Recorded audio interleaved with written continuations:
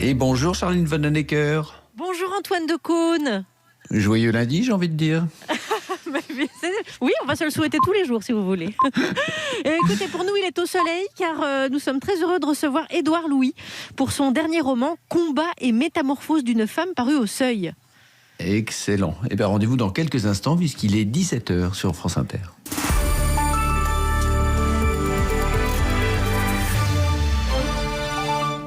Les infos, Armelle Balogog. Le choc dans le 16e arrondissement parisien. Une fusillade devant l'hôpital Henri Dunant, hôpital spécialisé en gérontologie. Et c'est aussi un centre de vaccination actuellement contre la Covid-19. 2 personnes touchées par balle, une femme grièvement blessée. Un homme est mort et c'est lui qui était la cible du tireur, selon le maire de l'arrondissement, Francis Spinner. La personne qui a été visée à de nombreuses reprises. Il semblerait que la personne de l'hôpital Henri Dunant, l'agent de sécurité, elle ait été plutôt victime d'une balle perdue. Le procureur de la République a saisi la brigade criminelle. À l'heure où nous parlons, la personne n'est pas encore identifiée. Il va de soi que son identification permettra sans doute une avancée significative de l'enquête. On pense plutôt évidemment à un règlement de compte. Mes pensées vont évidemment à l'agent de sécurité qui a été blessé, qui a été évacué, qui est dans un état d'urgence absolue, mais dont nous espérons qu'elle s'en tirera. En tout cas, nous formons les vœux. Pour la population qui est inquiète, il ne s'agit pas d'un attentat terroriste, il ne s'agit pas d'un attentat contre le centre de vaccination. C'est vraisemblablement un règlement de compte. Et les gens qui ont été choqués sont réunis à l'hôpital avec les cellules de soutien. Et nous essayons que les choses la vie reprenne un cours normal. Une enquête est ouverte par le parquet de Paris pour assassinat et tentative d'assassinat. Investigation confiée à la brigade criminelle. Le tireur est toujours en fuite. 18 policiers défendent leur honneur et leur uniforme au tribunal de Marseille. Membres de la BAC Nord, accusés d'être des policiers ripoux, mais ils nient tout. On a été salis, traités de voyous, dénonce-t-il à la barre. Ils sont jugés pour trafic de drogue ou vol par personne dépositaire de l'autorité publique après plusieurs témoignages et des écoutes dans l'un de leurs véhicules. La haine n'a pas sa place dans notre République. Tweet de la ministre de l'Enseignement supérieur Frédérique Vidal. Elle dénonce des tags antisémites inscrits sur les murs de Sciences Po Paris. L'établissement va déposer plainte. Première réunion de crise aujourd'hui au ministère de l'Agriculture sur les aides à verser aux agriculteurs pour leur permettre de survivre au gel. Des cultures entières de prunes, de pommes ou de raisins perdus et avec elles toutes les ressources économiques de certaines exploitations. Aucune décision n'est encore prise sur le calendrier de versement de ces aides. Une autre réunion est prévue la semaine prochaine et à ce moment-là, il y aura peut-être de nouveaux dégâts à déclarer. Le gel risque de revenir les prochains jours. Les producteurs sont à bout de nerfs comme Yannick Lescaut, vigneron installé depuis 5 ans dans le Périgord. La semaine dernière, j'ai passé 2 nuits blanches à essayer de sauver ma récolte et donc à faire du feu toute la nuit et à enchaîner les journées de travail, plus finir ma journée à travailler un petit peu chez moi, aller voir les dégâts le soir après ma débauche, aller voir les dégâts du gel et c'est un stress énorme. Et donc c'est un rythme très très dur qu'on vit en ce moment. Ouais. Les prévisions météo ne sont pas bonnes et donc voilà. Donc moi, il me reste 30% de ma récolte. J'ai 2 parcelles qui ont été préservées. Sur l'ensemble, voilà, j'estime qu'il me reste à peu près 30% de ma récolte. Donc voilà, on va essayer de sauver ces 30%. Mais voilà, c'est un stress énorme. Et là, autant la semaine dernière, on pouvait encore un petit peu avoir de l'espoir et y aller avec un petit peu de courage. Là, j'y vais plus par obligation pour dire je reste pas sans rien faire, mais j'ai aucun espoir. Ouais. Yannick Lescaut, vigneron sur les coteaux de Rosette en Dordogne. Veolia se félicite de son accord de rapprochement avec Suez, annoncé ce matin, mais du côté de Suez, le ton est moins enjoué. Le président du groupe évoque un principe de réalité, mais il comprend la déception des salariés. La CGT notamment dit se sentir trahie. La pandémie a atteint un point critique dans le monde. Alerte de l'Organisation mondiale de la santé. Elle appelle à prendre les bonnes mesures et la Covid pourra être maîtrisée en quelques mois selon elle. En France, mesure a été prise, confinement en cours, école fermée la semaine dernière et vacances imposées cette semaine. L'éducation des enfants repose donc uniquement sur Internet. Mais n'y a-t-il pas des risques ? La plateforme d'enseignement à distance du CNED, Ma classe à la maison, cible de plusieurs cyberattaques la semaine semaine dernière venant de Chine et de Russie. Une enquête est en cours. La pandémie qui a éteint l'étincelle et la passion de Benoît Paire. Le joueur de tennis français a perdu hier au premier tour du Masters 1000 de Monte-Carlo. Mais il n'en a rien à cirer, dit-il. Jouer devant des tribunes vides, ça ne lui fait plus rien. Mais que peut-on y faire, lui répond en somme la ministre des Sports, Roxana Maracineanu. Alors vous savez, moi j'ai été sportive professionnelle, donc je sais comment c'est difficile de s'exprimer à son meilleur niveau lorsqu'on n'est pas encouragé par un public fervent et qui est acquis à la cause. Mais malheureusement, voilà, la situation sanitaire est ce qu'elle est aujourd'hui. Nous devons tous faire face, être responsables et prendre notre mal en patience. Nous avons fait en sorte que les compétitions puissent se tenir pour que les amoureux de sport, les passionnés de sport puissent suivre cela aussi sur les ondes, à la télévision. Et c'est pas rien, parce que nous avons aussi besoin d'exprimer cette passion, de nous sentir en connexion. Mais c'est essentiel pour que la passion du sport puisse survivre aussi dans notre pays. Et tous ces clubs qu'on a rencontrés aujourd'hui comptent beaucoup aussi sur ça, pour que les gens reviennent aussi dans les clubs, que ce soit des clubs amateurs ou professionnels, ou dans des stades, dès qu'il sera possible de le refaire. Roxana Maracineanu lors d'une visite à Toulouse. Et les rencontres du Masters 1000 de Monte-Carlo, par ailleurs, viennent tout juste de reprendre. Elles étaient interrompues depuis la fin de matinée à cause de la pluie. 17h06 sur France Inter. Demain, sur France Inter, dans la peau d'un arbre, dans la terre au carré. 14h, Mathieu Vidard. Ils marquent notre quotidien de leur présence inébranlable. Mais quels sont les secrets de leur croissance, de leur reproduction et de leur adaptation au monde qui les entoure? La biologiste Catherine Laine nous dit tout sur les arbres. La terre au carré, le magazine Science et Environnement. Du lundi au vendredi sur France Inter, à partir de 14h. Anti-discrimination avec un S.fr. On peut chatter en direct. Il y a un téléphone. Ok, vas-y. 39 28. Victime ou témoin de discrimination, les juristes du Défenseur des droits vous accompagnent gratuitement sur antidiscrimination.fr ou au 39 28. Du lundi au vendredi de 9h à 18h, prix d'un appel local. Et c'est l'heure de Par Jupiter. Bonjour Charline Vanhoenacker. Bonjour Armelle Balogog, mais vous êtes bien informée. Vous saviez que c'était l'heure de Par Jupiter. Ça, c'est une journaliste. Hein. Bah, c'est fou. Ah, ça sent la carte Ça de se presse. voit. Vraiment. Mais vous avez croisé vos sources avant ou pas? Ah bah j'ai vérifié. Je vous écoute tous les jours pour être sûre. Ah, merci voilà. Armelle, c'est ce qu'on avait envie d'entendre. Merci beaucoup pour ces informations. On vous embrasse, à demain.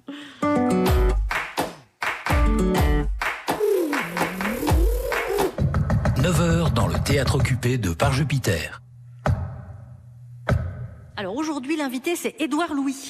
Tremblez, bourgeois. Du calme, Guillaume. Bon, alors, à part nous trois, quelles sont les forces en présence? Eh bien, Thomas VDB, la force. Et c'est tout. La baronne Dupont-Mono était pas libre et Vizorek, il a un rendez-vous chez Obis. Ah d'accord, donc on avait déjà que 2 personnes de droite dans l'émission et aucun jour où vient Édouard Louis. Ça va être super équilibré cette discussion. Et pourquoi équilibré? À gauche toute? Oui, c'est ça. À gauche toute avec Édouard Louis, puis je vous laisse faire et ce soir c'est la révolution. Mais c'était pas le but de l'émission depuis le début, ça? Si, mais ça c'était avant le couvre-feu, parce que comment tu fais le grand soir avant 19h toi? La Charline, elle a raison, si on est tous d'accord, l'auditeur il va s'ennuyer. Non, moi je vois qu'une solution, je vais devoir me dévouer. Je vais faire la meuf de droite. Ma pauvre, comment tu vas faire? Niveau fringue, tu fais déjà illusion. On dirait que ton poney est garé en double fil devant l'entrée. Et oh, tu dis ça pour mes bottes et mon col roulé? On est à la radio, ça se voit pas. Non, il faut que je sois de droite dans le propos. Bon, déjà, t'as le sens du sacrifice. Et pourquoi ce serait de droite, le sacrifice? Benoît Hamon, ça te dit quelque chose? Non, mais pour se faire une telle violence au service de l'émission, reconnais, c'est beau. Non, il faut que j'apprenne à penser contre moi-même. Oh là, t'as conscience que cette phrase, ça veut rien dire quand même? Elle est sur la bonne voie, là. Non, si on veut réussir cette émission avec Édouard Louis, il faut s'investir, il faut prendre des risques. Voilà, il faut que je réforme ma manière de penser. Oh là, j'ai des hauts le cœur. Il faut flexi-sécuriser les questions. Souplesse de la réflexion, sécurité de la réponse. C'est bien ça, vas-y, ça marche. Je crois que je vais vomir là. Tiens, je vais sous-traiter la recherche des sons là. Elle est où la stagiaire? Elle est partie photocopier les cafés ou quoi? Trop tard, j'ai vomi. Mais Guillaume, évidemment, tu te sens mal, t'as rien mangé depuis ce matin là. On commanderait pas par Deliveroo? Guillaume, ça va? Appelez une clinique privée, vite!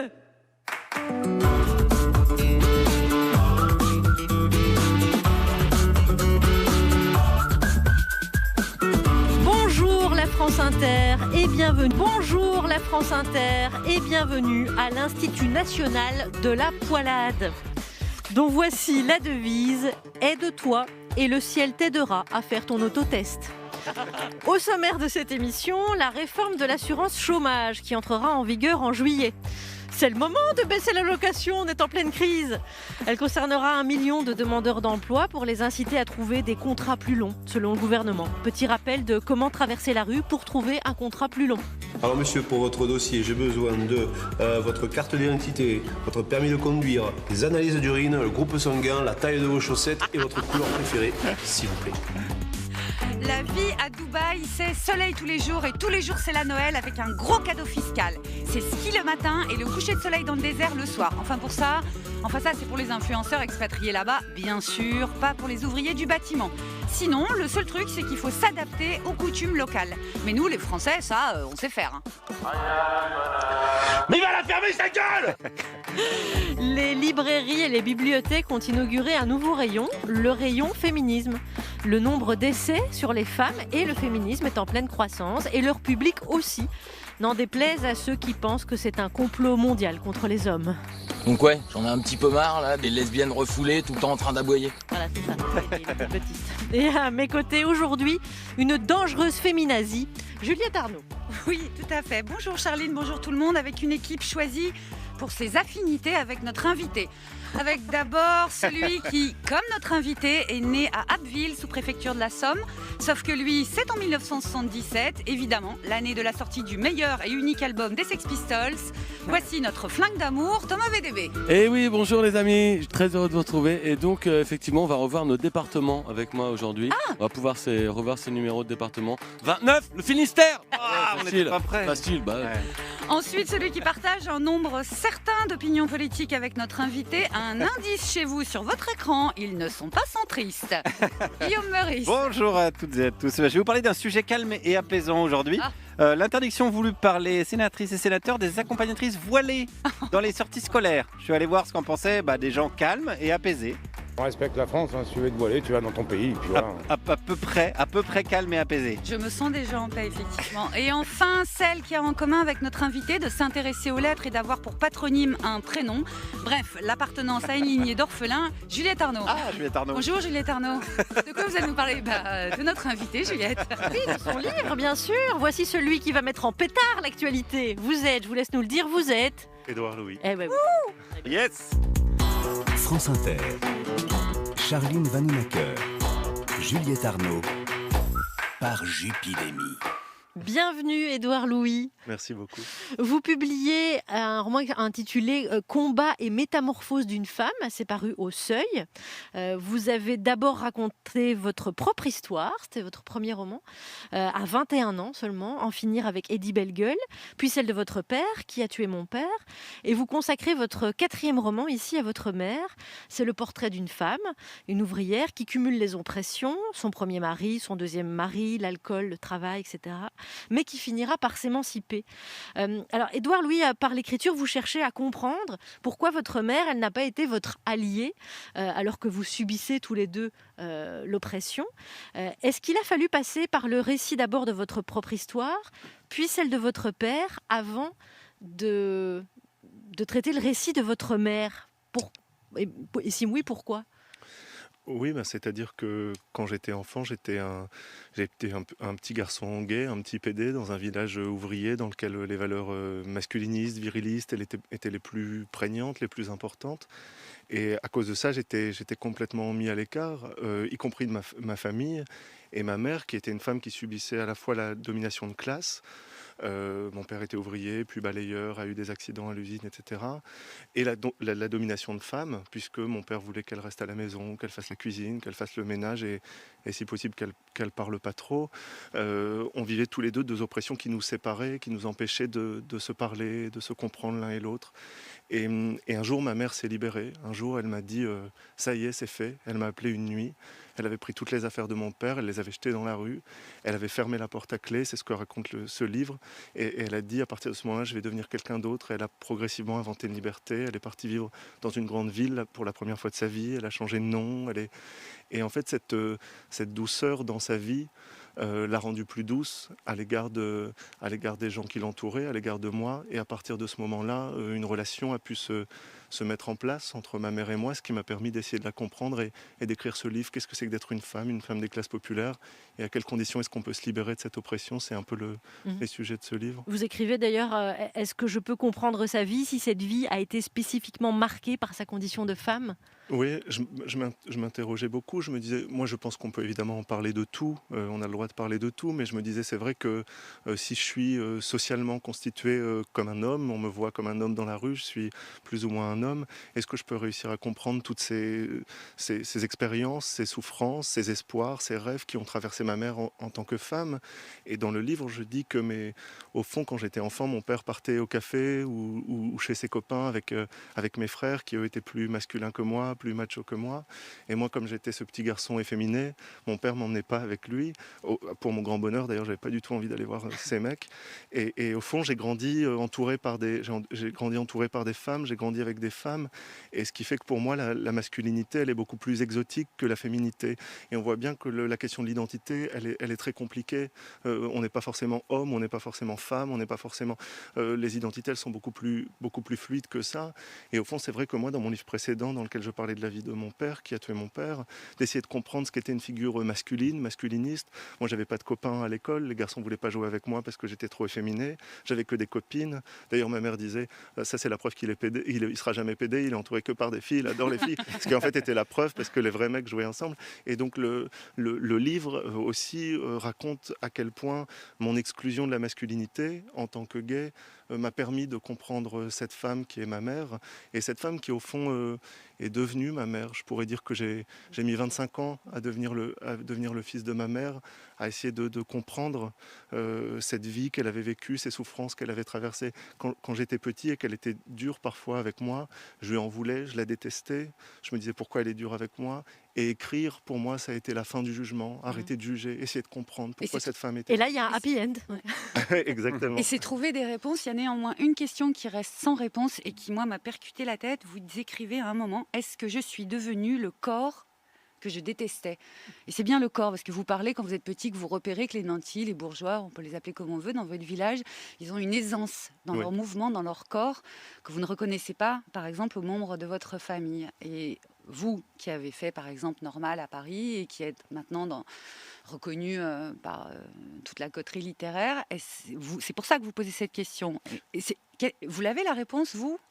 Oui, plus ou moins. C'est vrai que quand j'étais petit, comme on était une famille comme ça avec un père ouvrier, ma mère qui travaillait pas, beaucoup d'enfants, chaque fois qu'on voyait apparaître, je sais pas, l'instituteur du village ou le maire ou le pharmacien, des gens qui avaient plus de privilèges que nous, on se sentait avachis, on avait l'impression de ne pas parler aussi bien qu'eux, on avait l'impression d'être inférieur à eux, on avait l'impression de ne pas savoir s'habiller, pas savoir s'exprimer. Il suffisait que ma mère appelle le médecin et qu'il vienne à la maison pour qu'on se sente immédiatement, sans qu'il ait besoin de dire quoi que ce soit, inférieur. Pourquoi nous on ne se tient pas bien comme lui? Pourquoi on ne parle pas bien comme lui? Et je me dis, aujourd'hui que je suis devenu un écrivain, que j'ai fait des études, que je suis venu à Paris, maintenant j'incarne ce corps que je détestais, j'incarne ce corps qui m'intimidait, j'incarne ce corps qui m'humiliait étant enfant. Quand je voyais, quand je voyais la pharmacienne, je me sentais tellement bête par rapport à elle, je me sentais tellement inférieur. Et qu'est-ce que c'est pour moi aujourd'hui d'incarner ce corps? Ce que j'essaye de faire, c'est utiliser cette violence contre elle-même, et au fond d'utiliser ma place aujourd'hui dans des milieux plus dominants, dans des milieux plus bourgeois, pour essayer de raconter des histoires que la bourgeoisie ne veut pas entendre.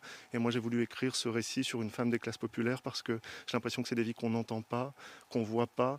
Et donc cette violence, il ne s'agit pas de l'ignorer, cette violence qu'incarne mon corps juste parce que j'ai une éducation, juste parce que j'ai fait des études, juste parce que j'écris des livres.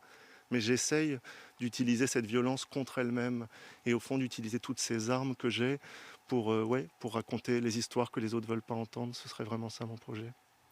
Il a plein de choses à nous raconter, Édouard Louis. Je rappelle le titre du roman, Combat et métamorphose d'une femme. C'est paru au Seuil. On va y revenir, Juliette, n'est-ce pas? Vous allez tout faire aujourd'hui, les questions, les réponses, les chroniques. Édouard Louis est avec nous. Thomas VDB aussi et Guillaume Meurice, bien sûr. Vraiment, ce soir, ça va être la révolution. Mais dépêchez-vous. C'est maintenant. Ouais. C'est avant 19h. Sinon, on fait une attestation de révolution.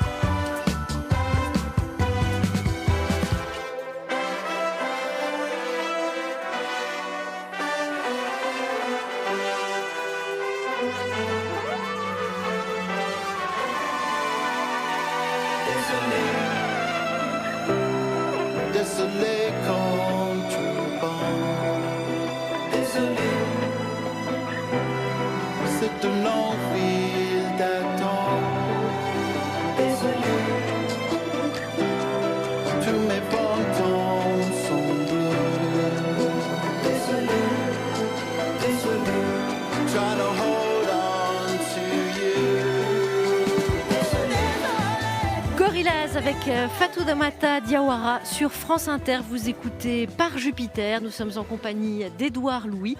Et Juliette, qu'y a-t-il autour de la table ? Eh bien, il y a deux hommes peu coiffés, Thomas VDB et Guillaume Meurice, et moi avec un brushing somptueux. Très bien. Ah oui, c'est de la radio, donc on peut y aller quoi. D'accord. Et l'information, puisque c'est avec Guillaume Meurice, Oui. c'est en partenariat avec La Faucille et le Quinoa Magazine.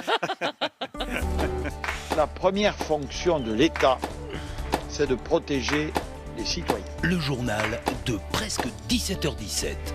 Ouais, qui nous protège de vous. Et on commence par les titres. Dans ce journal, on parlera des pubs qui rouvrent en Angleterre. Et on parlera donc d'un endroit un petit peu vieux qui sent le pipi. On reviendra aussi sur le Parti communiste. On parlera donc d'un parti un petit peu vieux qui sent le pipi. Et enfin, on reviendra sur Brice Hortefeux. On parlera d'un homme un petit peu vieux qui sent... Non, c'est bon, quoi on a compris. Ouais, Merci, d'accord. allez, on y va. Oui, on l'a. Voilà, qui sent le pipi, je voulais dire, mais vous m'avez... Tout le monde l'avait ? Pardon, excusez-moi. On commence avec la politique. Oui, alors, avec ce coup de tonnerre, accrochez-vous. Aïe. Fabien Roussel a été investi candidat à la présidentielle 2022 par le PCF. Wow, c'est incroyable. Fabien Roussel, c'est donc l'homme, Fabien Roussel qui a... Attendez, Fabien Roussel... Le mec est toujours... c'est celui qui avec la veste en Chine et le pull en laine. Voilà. Yes. Exactement. C'est Fabien Roussel. Allez. Has-been toujours. Allez, interrogé par la presse suisse, Manuel Valls a déclaré, je cite, « J'aurais pu être suisse ». Oh là, vous les voyez venir les prochaines municipales à Lausanne là Ouais, il est là le gars. Ouais. Manuel Valls, c'est plus un homme politique, c'est le guide du routard de la Louse. Politique toujours. Selon un sondage paru dans le journal du dimanche, Emmanuel Macron, Xavier Bertrand et Valérie Pécresse l'emporteraient face à Marine Le Pen en 2022. Et selon un autre sondage, le journal du dimanche préparerait les campagnes d'Emmanuel Macron, Xavier Bertrand et de Valérie Pécresse en vue de 2022. Oui, c'est curieux parce que c'est les mêmes noms. Et bien alors ça, c'est un drôle de hasard, Charline. j'ai D'ailleurs, l'impression. selon ce même sondage, aucun candidat de la gauche ne pourrait battre Marine Le Pen au second tour. Ça, c'est optimiste. Non, c'est plutôt pessimiste, non ? Non, c'est optimiste de penser que la gauche pourrait être au second tour. D'accord. Oui. Allez, culture à présent. Oui, alors Charline, j'ai une bonne et une mauvaise nouvelle. Très bien, allez-y. Alors, la bonne, c'est que Roselyne Bachelot est guérie, elle va pouvoir reprendre son job de ministre. Et la mauvaise alors ? Eh bien, Roselyne Bachelot est guérie, elle va pouvoir reprendre son job de ministre. Oui, c'est triste. Tristesse encore, tag islamophobe sur une mosquée à Rennes, Gérald Darmanin s'est immédiatement rendu sur place. Ah oui, pour en écrire d'autres ? Bah non, enfin. Ah non, pour vérifier qu'il n'y a pas de faute d'orthographe, pour corriger ? Ah non, pour les condamner, enfin. Ah oui, j'ai oublié qu'il était président de l'amicale des pompiers pyromanes. D'ailleurs, après ces tags, Gérald Darmanin a déclaré que, je cite, « S'en prendre aux musulmans, c'est s'en prendre à la République ». Oui, avant d'ajouter, mais en même temps, si les mosquées ne faisaient pas du séparatisme en construisant des murs, il n'y aurait pas de problème de tag. Selon un sondage réalisé au mois de mars, les animaux de compagnie seraient un rempart contre la déprime pendant le confinement. Ah d'accord, c'est pour ça, oui, d'accord. C'est pour ça quoi ? Et c'est pour ça qu'Emmanuel Macron ne se sépare pas de Jean-Michel Blanquer pendant le confinement, c'est pour éviter de déprimer. C'est son copain Beluga, mais on n'a dit pas le physique, bien sûr. International, à partir d'aujourd'hui, les terrasses des pubs vont rouvrir en Angleterre. Alors, Alex est là demain et mercredi. Jeudi, on pourrait voir avec Thomas. La semaine prochaine, on avisera. Vous faites quoi, là J'organise le remplacement de Juliette. Enjoy, chez les British, Juju. Ce week-end, nous avons appris que Brice Hortefeux a avoué avoir déjeuné dans l'un des restaurants clandestins de Christophe Leroy. Il plaide le déjeuner de travail. Ah, oh là là, le mauvais choix d'alibi, Brice. Mais non, pour faire un déjeuner de travail, il faut avoir un travail. Effectivement. Oui. Et enfin, une info locale. Samedi, dans la Sarthe, a eu lieu une vente d'objets du Troisième Reich. Ah, Yann Moix a pu y assister en causant la cage cas de force majeure sur l'attestation dérogatoire. Merci Guillaume Meurice. Je vous en prie. Il est 17h26 à Alencourt dans la Somme. Vous êtes sur France Inter, vous écoutez Par Jupiter avec Édouard Louis et on va aborder ce premier thème que vous nous avez suggéré, la réforme de l'assurance chômage. Vous verrez qu'elle va arriver avant la réouverture des bars et des spectacles. Son entrée en vigueur est prévue en juillet et le gouvernement entend rééquilibrer son calcul pour cesser de favoriser les contrats courts et encourager les contrats longs, comme si les chômeurs ne préféraient pas signer des contrats longs, visiblement. Mais quelle vision notre président a-t-il des chômeurs ? Celle-ci sans doute. Allô ? Allô, bonjour. Je vous téléphone à propos de la petite annonce. Ouais ? Oui, mais enfin ça ira parce que j'ai beaucoup de pratique, j'ai fait des stages. C'est en province, vous devez pas connaître, mais c'est des grosses boîtes. Hein. Ah oui, oui.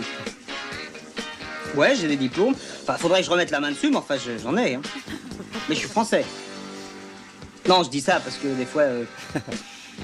Attendez, quittez pas, faut que je surveille mon bain. Allô ? Allô ? Allô ? Et voilà. On s'étonnerait qu'il y ait du chômage en France.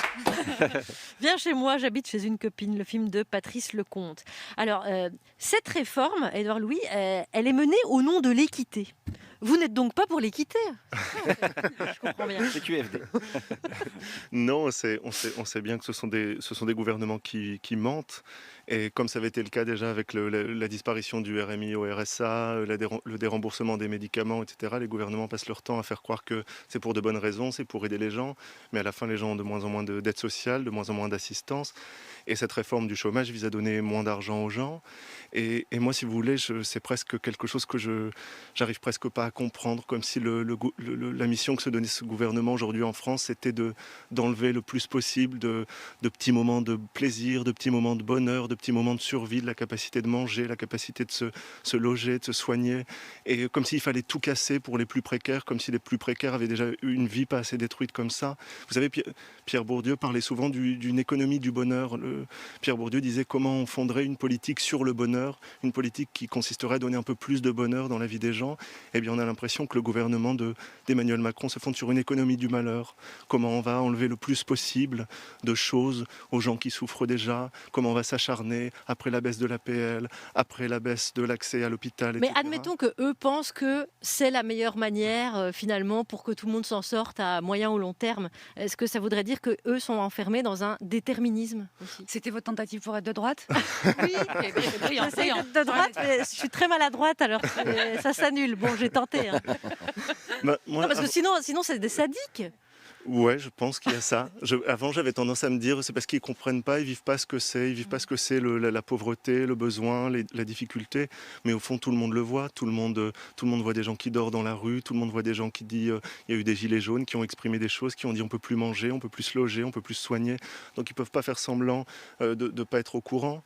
Et au fond, moi, ce que je trouve dommage toujours, c'est qu'on a l'impression, quand le pouvoir utilise un langage, on a l'impression de s'enfermer dans le langage du pouvoir et répondre avec le langage du pouvoir. Et on a vu que c'était le cas avec par exemple, toutes ces réformes chômage ou toutes ces réformes de baisse des aides sociales, les gouvernements disent il y a des fainéants, il faut arrêter d'aider les fainéants.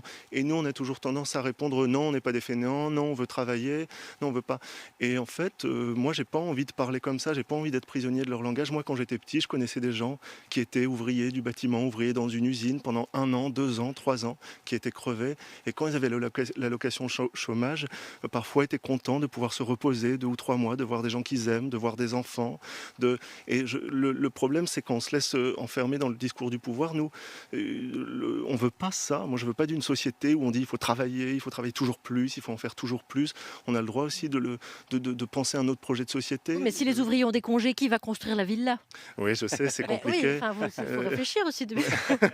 Et en tout cas, même les économistes qui ont conseillé et soutenu Emmanuel Macron en 2017 trouvent que c'est ni une bonne réforme, ni le moment. Est-ce que ça rappelle un peu l'attitude que peut avoir Emmanuel Macron vis-à-vis des scientifiques? C'est-à-dire que finalement, malgré les conseils et les non, n'y va pas, il n'écoute que lui. Oui, moi, ce que je crois, c'est que Emmanuel Macron, c'est la fin de la politique. En fait, on vit dans une période de fin de la politique, c'est-à-dire la gestion politique, c'est non plus faire des réformes et ensuite réfléchir avec, je sais pas, des experts, avec des syndicats, avec des gens qui manifestent dans la rue, qui remettent en cause ce qui est dit. C'est une décision d'entreprise qui arrive unilatéralement. Il n'y a plus du tout de politique, il n'y a plus du tout d'enjeux de débat, de rapport de force. Même la droite la plus classique avant, quand il y avait des grandes manifestations, parfois pouvait reculer en se disant là on va trop loin, là on fait quelque chose de mal, etc. Macron, c'est la fin de ça. C'est plus de politique, c'est comme si la France était une entreprise et que lui était le PDG de la France. Et ça, c'est vraiment répugnant, je trouve. Alors, le 23 avril, il y a une mobilisation, donc une forme de réponse possible. On y sera. Oui. Voilà. Alors, on a appris, lui, qu'il était dans le casting du dernier Astérix. Allons bon. Et on est flattés que vous acceptiez encore de nous fréquenter. Ouais, et donc, désormais, il va descendre de l'Olympe régulièrement pour faire sa chronique. Voici Thomas VDB. On y va. Voyage dans un rayon de moins de 10 km autour de chez toi. Voyage. Voilà, parce que c'est vrai, depuis 1 an, moi, mon rythme a changé. Avant, je travaillais 5 jours sur 7 et aujourd'hui, c'est environ 1 jour sur 1000. Et c'est vrai que la semaine dernière, j'ai travaillé pendant une journée complète. Ouais, c'est vrai, je peux vous dire, c'est pas un canular. Et j'ai trouvé ça quand même un peu claquant. Mais du coup, c'est vrai que j'ai pris le métro pour travailler et j'ai remarqué un truc, c'est qu'avant, dans le métro, il il y avait plein de pubs d'agences de voyage pour partir en vacances sur la Cordillère des Andes ou aux Seychelles. Et maintenant, c'est plus que des pubs pour aller s'installer dans des villes de province.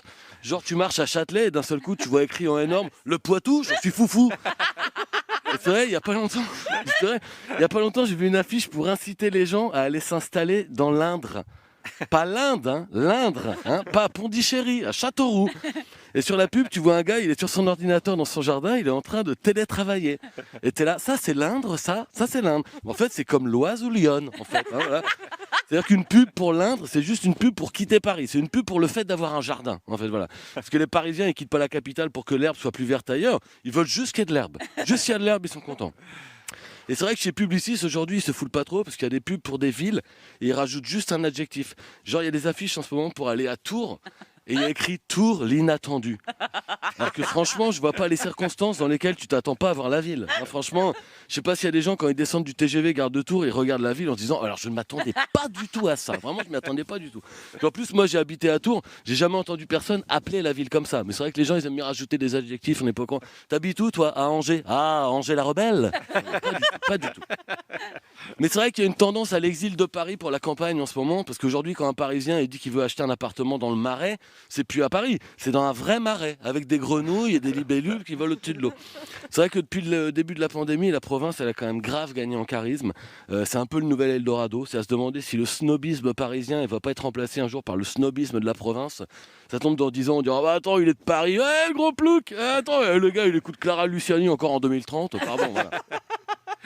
Et c'est vrai, hier, moi, le JDD, le journal du dimanche, ils ont donné le classement des 500 villes françaises où il fait bon vivre. Ouais. Et j'avoue que moi, je savais même pas qu'il y en avait une. Alors 500, franchement, les gars, chapeau. Hein, il y a Angers même dedans. Il y a Angers dedans. Et bon, c'est vrai que c'est pas très sympa en plus de donner le classement des 500 villes les mieux où on est le mieux en ce moment, sachant qu'on n'a pas le droit d'y aller. Je me dis quand même, il ferait mieux de donner le classement des 500 villes où on meurt le mieux en ce moment. Ça, ce serait plus utile. Ça serait intéressant. Alors attention, le classement des villes où on vit le mieux, ça ne veut pas dire que c'est super d'y habiter. Ça veut juste dire que c'est là que c'est le moins pire. Hein, c'est comme si moi, par exemple, je faisais la liste des 40 muscles les mieux travaillés de mon corps. Ça ne veut pas dire que je fais de l'exercice. Ça veut dire que c'est juste les 40 endroits les moins mous quand j'appuie sur ma peau. Hein, voilà. Alors en 1, le tibia. Voilà, évidemment, je sais bien, c'est pas un muscle. C'est un nerf, hein, le tibia.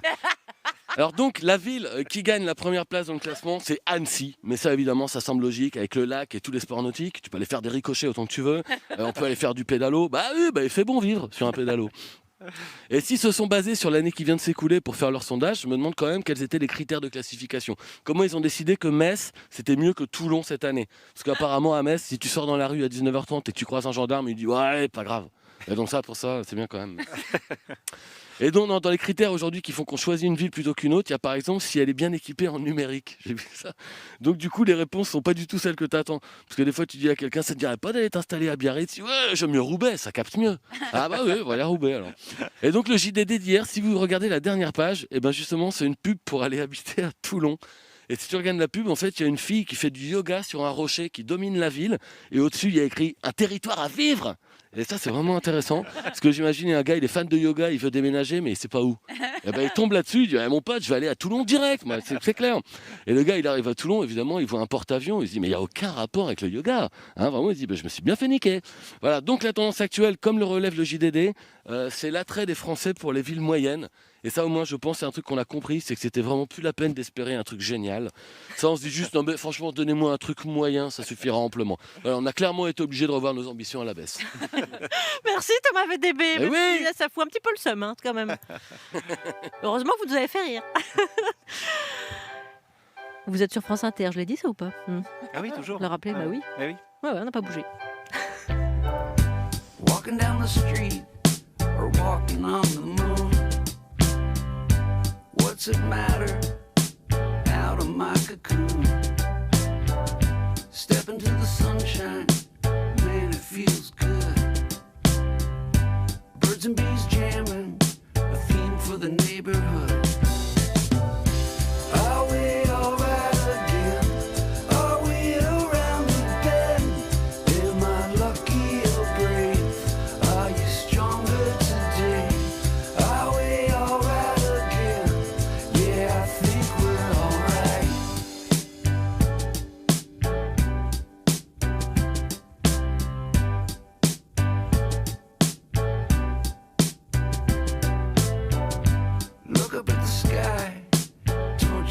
you could. Birds and bees jamming their tune for the neighborhood.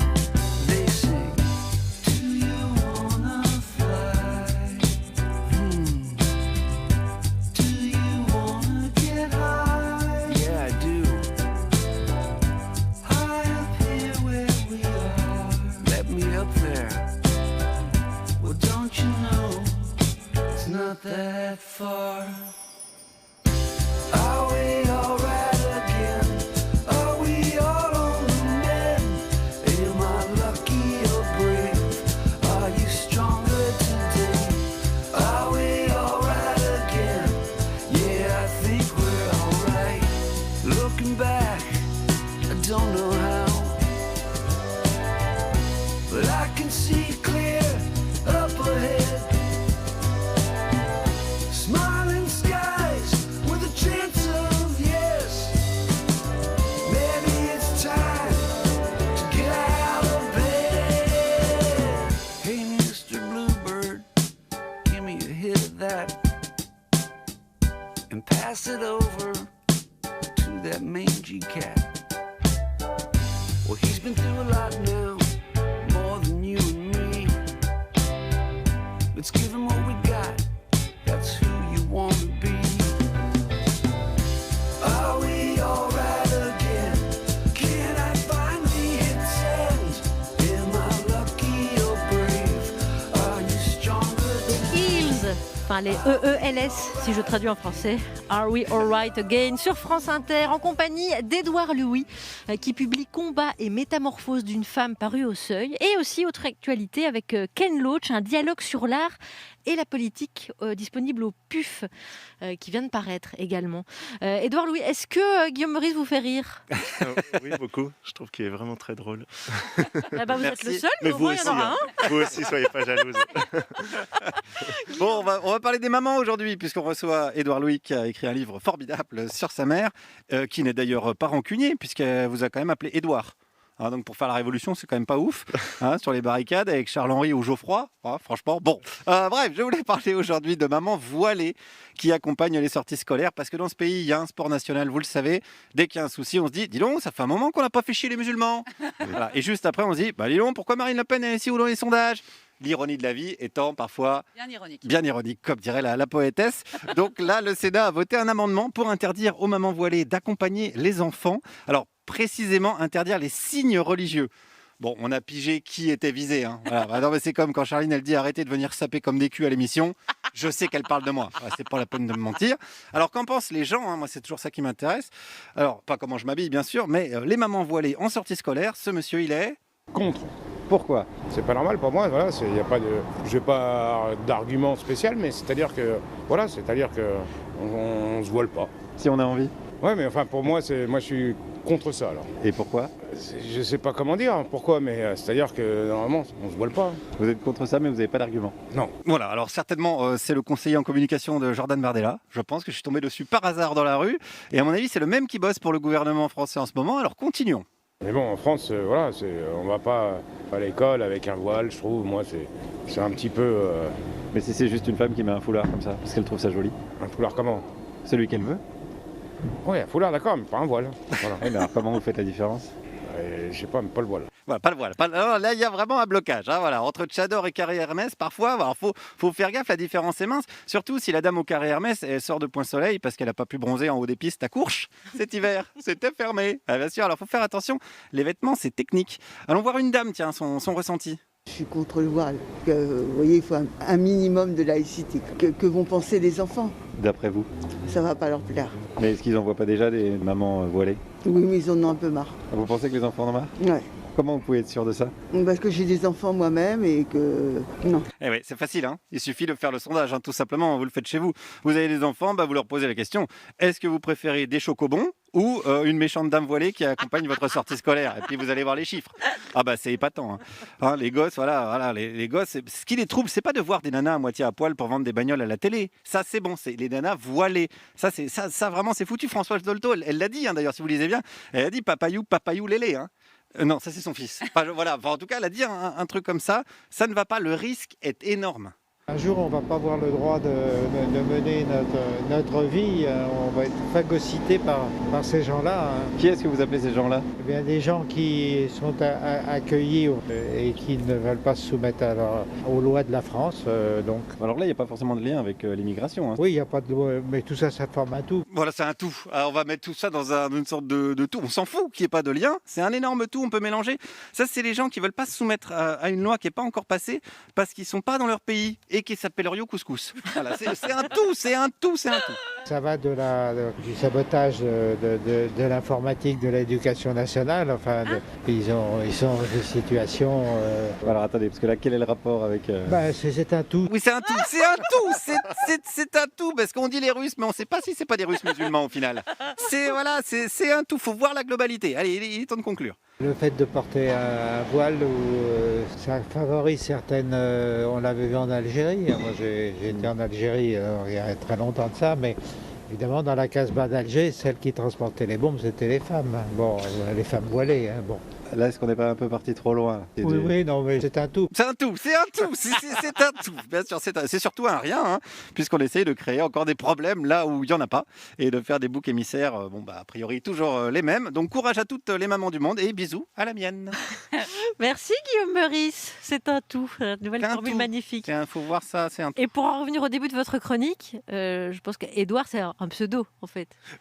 C'est le prénom que je me suis choisi, ouais. J'ai changé de prénom, j'aimais bien l'idée de ne pas avoir le prénom qu'on m'avait assigné à la naissance, mais de choisir, en fait. J'aimerais bien que les gens puissent choisir s'ils en ont envie, donc ouais. Et rappelons que vous vous appelez Mohamed. Ouais, j'aimerais bien, c'est très joli. Juliette Arnaud, un sujet pour Édouard Louis. Avant, on était tous Jodassins, on voulait tous l'Amérique. Depuis quelques années, une partie de la jeunesse française rêve de Dubaï. Grâce ou à cause, chacun se fera son petit avis, de non moins jeunes youtubeurs et hautes stars de la télé-réalité exilés là-bas. Si ce n'est pas l'endroit le plus démocratique de la Terre, c'est une vie au soleil, où fiscalement on se balade et où on n'a pas peur d'être cambriolé. Une vie où peut-être aussi on se fait moins parler de la sorte. Je peux vous aider? Non, merci bien, vous dérangez pas. On vient pour s'inscrire au club avec les enfants. Je suis désolé. C'est un club privé ici. Pour rentrer, il vous faut un parrain. Ah ben, j'en ai bien un, Jean-Yves, mais il est à Bordeaux. Non, mais on a oublié de vous dire. On vient de gagner à la loterie. On est riches. C'est pas une question d'argent, mademoiselle. Si vous voulez boire un verre, il y a quelques petites brasseries du côté de Menton, il y a qu'à marcher un peu. Qu'est-ce que vous avez tous avec Menton? C'est ici qu'on veut aller. Dans ce cas-là, il va falloir attendre de vous faire des amis qui vous feront rentrer au country. Vous êtes venu en camping-car? Non, au Dorchet, à l'Ardelon. Il veut dire qu'on est à l'Hôtel Royal, à Monaco. Les pauvres. Non, je suis désolé, vraiment, je peux pas vous laisser entrer. Fin de mon vivant, j'entends. C'était le film Les Tuches, film d'Olivier Giraud avec Isabelle Nanty. Barou, pardon. Pourquoi Olivier Giraud? Ah oui, le footballeur. Isabelle Nanty et Jérôme Commandeur. On a choisi ce sujet parce que nous connaissons votre penchant secret pour l'émission des Marseillais à Dubaï. Non, ça, c'est la fake news, bien sûr. Non, on a choisi ce sujet parce que ces jeunes gens, ils viennent généralement, les jeunes gens de la télé-réalité, ils viennent généralement de milieux assez peu favorisés. Et ce sont des gens de votre génération, qui n'est pas la mienne, ou celle de Charline, ou celle de Guillaume. Est-ce que vous voyez de quoi il s'agit? Est-ce que vous avez déjà regardé ces émissions de télé-réalité qui peuvent se passer à Dubaï? Est-ce que vous connaissez ces jeunes gens? Non, les émissions à Dubaï, j'ai pas vu parce que j'ai arrêté un petit peu. Avant le moment où ils allaient à Dubaï? Ouais, c'est vrai, quand j'ai commencé à étudier, à écrire, j'ai regardé un petit peu moins les émissions de télé-réalité, mais quand j'étais petit, j'étais fou de tout, de Secret Story, Love Story, Star Academy, Popstar. Je regardais tout, Koh-Lanta, et ça a été des choses qui ont été très marquantes pour moi. Et en fait, évidemment, je dis pas que c'est l'idéal de la vie de faire une émission de télé-réalité. Je préférerais que les gens veuillent devenir Karl Marx ou Marguerite Duras.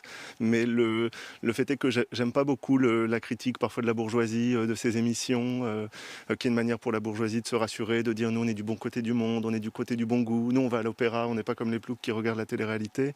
Et au fond, moi c'est une culture qui m'a marqué, et la raison aussi peut-être pour laquelle, une des raisons pour lesquelles aujourd'hui j'écris de l'autobiographie, parce que quand vous êtes dans les classes populaires, que vous êtes soumis à la nécessité tout le temps, tous les jours, est-ce que je vais pouvoir manger, est-ce que je vais pouvoir me loger, est-ce que je vais pouvoir vivre, la réalité, elle devient quelque chose de très important que vous avez envie de voir. Quand j'étais petit, on voulait toujours voir les films où c'était écrit inspiré d'une histoire vraie, parce que pour nous, la réalité, c'était notre condition de vie. Mais justement, quand vous étiez petit, que vous regardiez ces émissions de télé-réalité, est-ce que vous aviez conscience que ces mômes-là qu'on vous montrait, c'était pas des enfants, c'était pas des fils d'acteurs ou des fils de musiciens célèbres ou des fils de chanteurs ou des fils de l'élite? Vous aviez conscience que c'était des gosses qui pouvaient venir à peu près des mêmes milieux que vous, voire des mêmes endroits? Oui, moi ça me faisait rêver. Je me disais, pour une fois j'ai accès à quelque chose, pour une fois peut-être je pourrais exister socialement. Et donc c'est vrai que je n'adhère pas du tout à, à ces critiques-là. Et au fond, ce désir de la réalité, c'est un désir d'être enfin représenté aussi, je crois, de retrouver des aspirations qu'on a, des craintes qu'on a. Alors bien sûr, tout ça est édité d'une manière ou d'une autre, mais je crois que, si vous voulez, il y a eu en fait au début du 21e siècle un mouvement de réalité, d'autobiographie, comme dans le rap par exemple. Il y avait la chanteuse Diams qui disait un truc très beau, qui disait vous savez, moi j'avais pas de formation musicale, j'avais pas forcément une grande voix, j'avais pas un grand rapport au texte ou à ceci ou cela, mais j'avais des choses à dire, j'avais des souffrances, j'avais des colères, et le rap me l'a permis. Et moi ce que je me demande aujourd'hui, notamment avec le livre Combat et Métamorphose d'une femme, mais aussi avec les autres, c'est est-ce que la littérature pourrait ouvrir aussi un espace de colère, un espace de révolte, un espace dans lequel on pourrait s'exprimer, et il y a plein d'espaces pour ça, et je ne mets pas d'hierarchie entre ces différents espaces. Oui. Et en tout cas, on a vu que la télé-réalité chez les bourgeois, c'était beaucoup de bon goût, c'était les dîners clandés chez Pierre-Jean Chalençon. Et c'est vraiment une très très belle télé-réalité bourgeoise. On en réclame encore plus, hein, n'hésitez pas. Juliette Arnaud, est-ce que vous voudriez bien nous offrir votre lecture du livre d'Édouard Louis, Combat et métamorphose d'une femme? Avec plaisir. On devrait toujours se méfier des Allemands quand ils font du rock'n'roll. Pas parce qu'ils le font encore plus mal que les Français. On devrait toujours se méfier des Allemands quand ils sont la chanson de jeunesse d'une jeune fille. Moi, par exemple, depuis 1984, je ulule que « This can be the end, I still love in you ». Mais plus important, la femme du titre de votre livre, elle écoute encore et encore une autre chanson du même groupe allemand. Alors n'écoutons pas les mélomanes avertis, glapir que c'est de la soupe, entendons plutôt une fois pour de vrai les paroles. Le futur est dans l'air.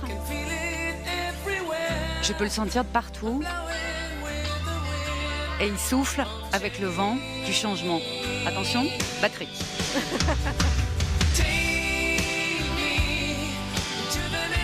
Voilà pourquoi il faut se méfier des Allemands CQFD. Un jour, cette femme, toujours la femme du titre, elle a engagé le combat pour se métamorphoser, pour trouver la liberté. Cette femme, une femme, dites-vous dans le titre, c'est votre mère. Et je parie mon best-of de Scorpion que ces paroles traînaient en elle au moment pile de la métamorphose. Un livre à propos de votre mère, et pourtant dès l'entame, vous écrivez, je vous cite, « Écrire sur elle et sa vie, c'est écrire contre la littérature ». Parce que les mêmes qui trouvent que Scorpion c'est une soupe honteuse, ils pensent aussi que la littérature, et je vous cite encore, ça ne peut pas être un manifeste politique. Que la littérature, je vous cite encore, ça n'explique pas, bla bla bla bla bla. La vérité, c'est qu'en littérature, il n'y a pas de règle. Écrire sur elle, sur sa mère, vouloir l'expliquer et la comprendre, quand on est soi-même un transfuge de classe, c'est appartenir à une chouette famille de la littérature. Avec des tontons transfuges, eux aussi, plus ou moins mal nés, avec pour sûr des ascensions prodigieuses, tonton Albert Cohen, avec le livre de sa mère, tonton Marcel Pagnol et le château de sa mère, et naturellement tonton Romain Gary et sa promesse de l'aube. Des livres écrits par des hommes qui ont follement aimé leur mère, mais pas que. Ils racontent la honte, le chagrin, les regrets et la littérature pour sublimer tout ça. Parce que parfois, quand on est transfuge de classe, on voudrait que notre mère, ça soit quelqu'un d'autre, ou encore qu'elle ne soit pas là. Monsieur, c'était ma mère, monsieur. Et ta mère, qu'est-ce qu'elle a encore? Elle est morte. La différence avec Antoine Doinel, c'est le mot métamorphose, celui qui fait que cette femme, la vôtre, enfin votre mère en tout cas, change. Elle passe d'humiliée pendant 20 ans par un homme, par un système, à femme qui tape la discute en fumant une clope avec Catherine Deneuve. Oui, la dame qui collectionne des poules, mais bref, chacun son scorpion. Et quand l'heure de la métamorphose arrive, elle ressemble à nouveau à la jeune fille sur la photo que vous mettez à la fin de votre livre. Elle renoue avec le dernier moment où le mot liberté avait un sens pour elle. Vous écrivez alors qu'elle parle vite, la voix essoufflée avec l'excitation d'une adolescente. Vous écrivez une voix triomphale et crâneuse. C'est un truc de môme de crâner. C'est un truc de môme de choisir la liberté. Et oui, c'est bien de la littérature que vous faites. Et oui, aussi, un genre de manifeste politique, à défaut d'être le récit d'une grande victoire politique collective, c'est le récit d'une victoire politique individuelle. Parce que comme vous le notez en bas d'une page, je vous cite, une métamorphose en entraîne d'autres, chez d'autres, par capillarité. C'est vrai dans une famille, c'est vrai dans la famille des lecteurs avec leurs livres chéris. Merci, bisous, merci. Merci. Juliette Arnaud, merci pour cette lecture. Combat et métamorphose d'une femme, c'est paru au Seuil. Édouard Louis avec nous et on va aborder ce dernier thème. La vague de la révolution féministe se traduit aussi en librairie, évidemment, avec un nombre croissant d'essais sur les femmes et leur combat. Un mouvement initié dans les années 70 qui connaît un grand coup d'accélérateur ces 3 dernières années, post-MeToo, selon Livre Hebdo. Et on les repère, ceux qui n'ont pas lu les essais féministes. Tu la connais à peine depuis 5 minutes et déjà tu l'as fait pleurer. Moi je lui ai fait de la peine?